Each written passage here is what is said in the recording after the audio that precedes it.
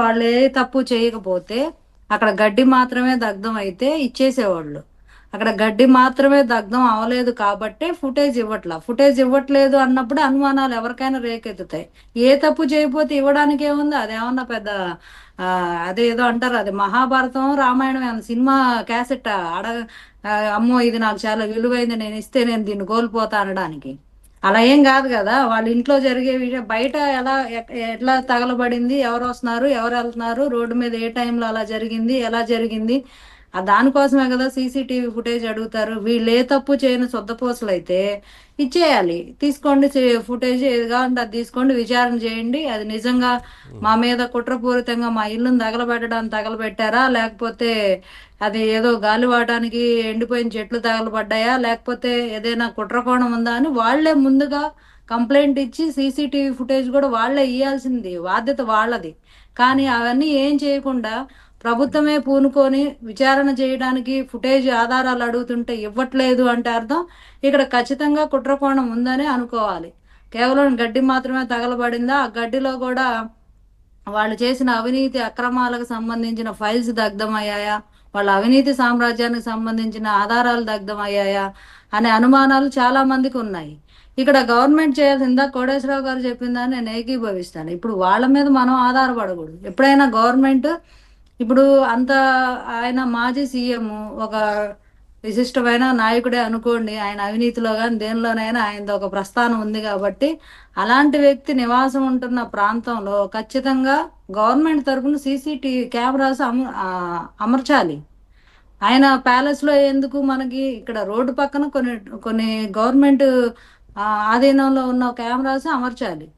ఎందుకంటే అది బాధ్యత కూడా ఒక మాజీ ముఖ్యమంత్రి కల్పించాల్సిన ఏదైనా ప్రొటెక్షన్ అయినా, ఆయన ఏమైనా ఆరోపణలు చేయడానికే నా మీద ఇలా దాడి జరిగిందని రేపు గవర్నమెంట్ మీద దుమ్మెత్తిపోయడానికి ముందుగా బురద చల్లడానికి రెడీగా ఉంటాడు. కాబట్టి ఆయనకు ఆ ఛాన్స్ ఇవ్వకుండా ప్రభుత్వం అనేది తన వలయంలో తను కొన్ని కెమెరాలు ఏర్పాటు చేయాలి, అక్కడ ఏం జరుగుతుంది అనే విషయం కూడా.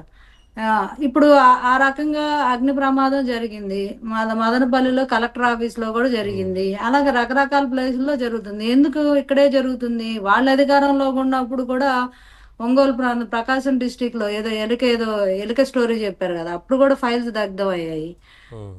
అట్లా ఈ ఎక్కడ పట్టినా రథాలు దగ్ధం అవుతాయి, ఫైల్స్ దగ్ధం అవుతాయి, ఆ కలెక్టర్ ఆఫీసులు తగలబడిపోతాయి, ఆఫీసులు రెవెన్యూ ఆఫీసులు తగలబడిపోతాయి. ఇంకా తాడేపల్లి ప్యాలెస్ ముందు తగలబట్టడం పెద్ద కొత్త ఏం కాదు. ఇది ఆ తరహా తగలబట్టమా, ఈ తగలబట్టం వెనక ఏమన్నా ఉందా అనేది విచారణలో భాగంగానే వాళ్ళు అడిగి ఉంటారు ఫుటేజ్. మీరు అన్నట్లుగా ఏ తప్పు లేకపోతే అసలు అక్కడ ఏదో జరిగి ఉండకపోతే సీసీ ఫుటేజ్ అని ఇవ్వడానికి ఇబ్బంది ఏముంది? సింపుల్ గా తీసుకోండి. అదే సింపుల్ లాజిక్ అది. ఎవరికైనా అది ఒక చిన్న పిల్లోడిని అడిగినా అంటే నువ్వు ఏ తప్పు చేయనప్పుడు ఉలికెందుకు, ఏ తప్పు చేయకపోతే బాధ ఎందుకు, ఇచ్చేయచ్చు కదా. వాళ్ళకు కూడా మంచిదే కదా, ఎవరు చేశారనే తెలియాలి. అది నిజంగా ఏమైనా కుట్రకోణంలో వాళ్ళ ఇల్లు తగలబెట్టడానికో లేకపోతే ఇంకేదో చేయడానికో చేశారేమోనని తెలుసుకోవాల్సిన యాంగ్జైటీ వాళ్ళకు కూడా ఉంటుంది. పోలీసులు సహాయార్థం అడుగుతారు వాళ్ళు.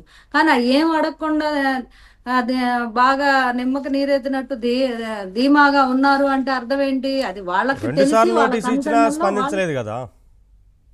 ఎటువంటి స్పందన లేదు, అసలు ఎలాంటి స్పందన లేదు.